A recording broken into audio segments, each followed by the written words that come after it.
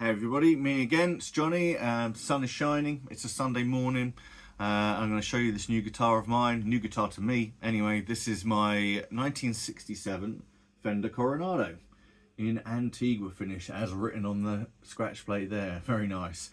So these were released I think in 1966 by Fender as a competitor to the Gibson hollow bodies of the time, the ES335, whatever they're called. I don't know any of the denominations, I don't really care, but the ones that look like this shape anyway. Apart from it had a bolt on neck, which is obviously Fender's style, fully hollow, so no center block at all, and then yeah, six in line headstock as per usual, but some single coils. So the single coils were designed by Diamond. I think they were licensed to them or just made for them, I can't remember, on the original ones, and they were all chrome. These second generation ones, I don't know if it's because the license ran out or something, but they changed to the black tops, and I knew that they sounded different, and I've had one of these before that had the black ones, and those are the ones I liked, so I deliberately seeked out one with the same ones again, because I had one 2 or 3 years ago in Lake Placid Blue, which was thrashed to hell, beautiful thing, apart from someone had dug a big plate out the back there to get to the electronics rather than fishing them through here, which I can understand after having to try and tighten that jack up yesterday. So yeah, Antigua finish, there you go. It was originally a dark silver, dark grey to antique white. This one's yellowed a little bit, it's not too bad. Some have gone like a really bright avocado colour, some go that kind of expat Brit in Spain, never put sun cream on, leathery orange kind of thing that no one likes. This one's kind of just a nice subtle one, warms it up a little bit against the chrome. I kind of like that. Checking's not too bad on it. You've got a few cracks over the front there, big fuckers. It's much more obvious on the back. I will at some point put over some close-up shots for you to look at to show these in more detail, but sometimes you get on Fenders that really crazy small spiderwebby stuff, which I think would be too much on this guitar because there's so much going on already with the hardware and the finish and the blocks and the binding and the knobs and everything, that it getting more intense might be a bit too much. So it looks kind of nice to me.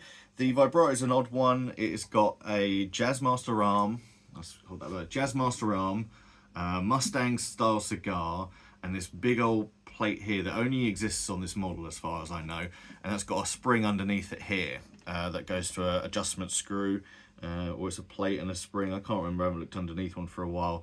So it makes it a lot smoother than the Mustang ones, despite it being strung kind of similar.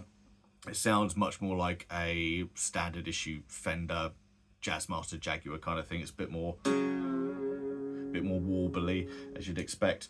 So yeah, proprietary bridge as well that I can tell, with Mustang saddles in there. It's just purely floating, you can move it back and forth, which is great for intonation, but not great if you're taking all the strings off at once, because the thing just falls away and you forget where you need to put it. So yeah, blocks and binding up the neck as per the era. This neck's a nice rounded C, kind of like a slightly fatter Strat from the era. Got a bit of wear and tear down there as expected between the 1 and 7 or 1 and 9, kind of my sort of area as well, if I'm honest with you, the cowboy chord area.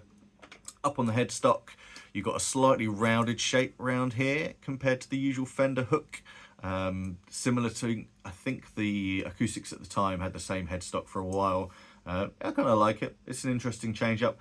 And you've got these weird tuners which look like aftermarket ones, but they're actually the stock Grovers that get called, I think they're colloquially called smoker's teeth. And I can see that because they kind of look like some of mine from back when I was smoking all the time.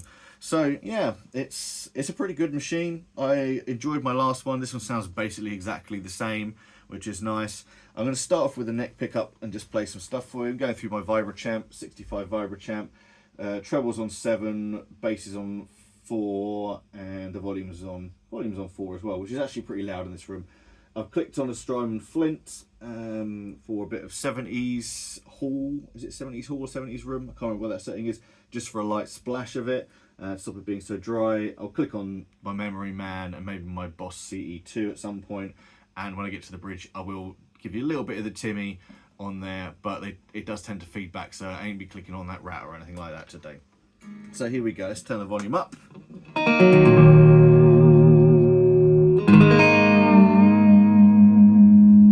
See, audio wants to feedback at 4. Let's turn that down a tiny little bit. I am sitting very close to it, so the sound projects to you because I can never be bothered to set up a mic. So here we go.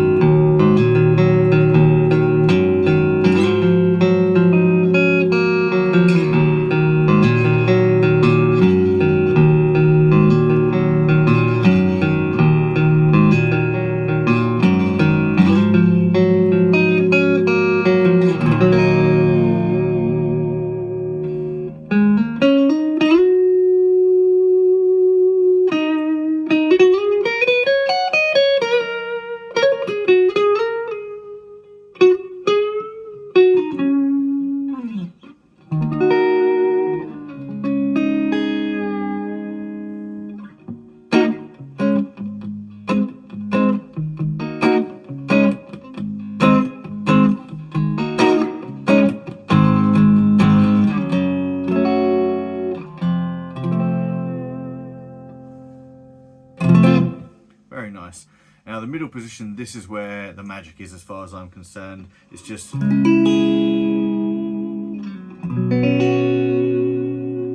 I'm going to turn that back up a little bit because I knocked it down a notch, but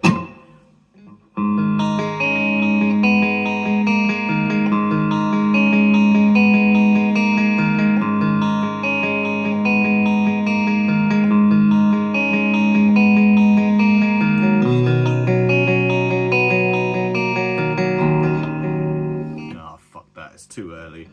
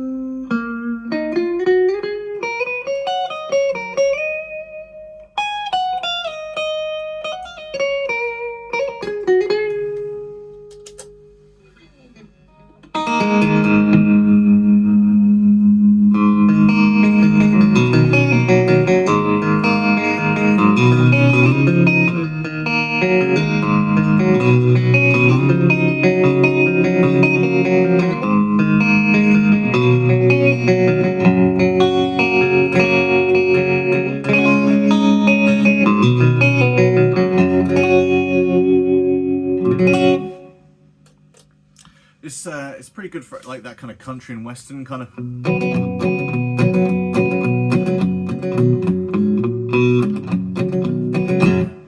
Now, the only two famous people I know that I've ever seen play an Antigua version of this, and there's not many people that have even played the normal version of this, is the guy from the Dandy Warhols, whatever his name is. I can't remember what it is. Courtney maybe it is. Yeah, it's Courtney. Courtney from the Dandy Warhols plays one. I'm pretty certain he's got one in Antigua. And Charlie Pride, the black country and western superstar, the first black country and western superstar really to be recognised from the 60s and 70s. There is some press shots and stuff of him, some videos. You can find some on YouTube of him playing one of these back in the heyday. I think there's some other Nashville artist owns it now. But Charlie Pride back, I think it was in 2020 or 2021, died, maybe 2022, died of COVID, which is a real shame, but he was a legend. But he used to play one of these, and as such you can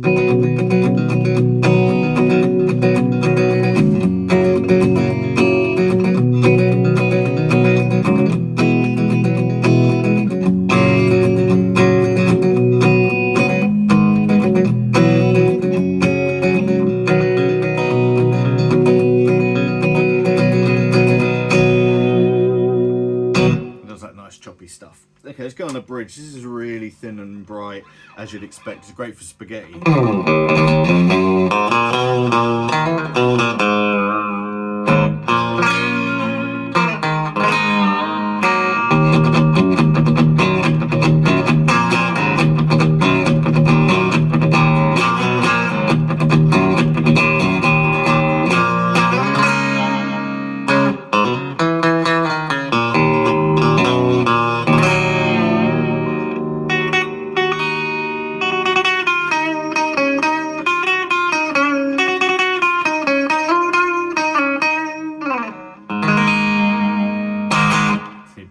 Don't really have much use for something that bright.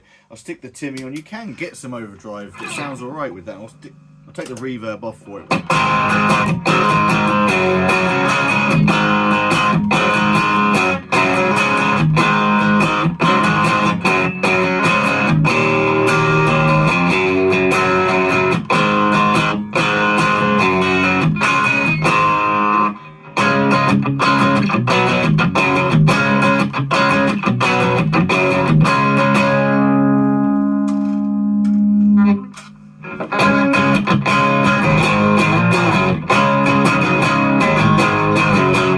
So yeah, it's really thin. It's got hardly any bass. It's almost like there's a high pass filter naturally built into it.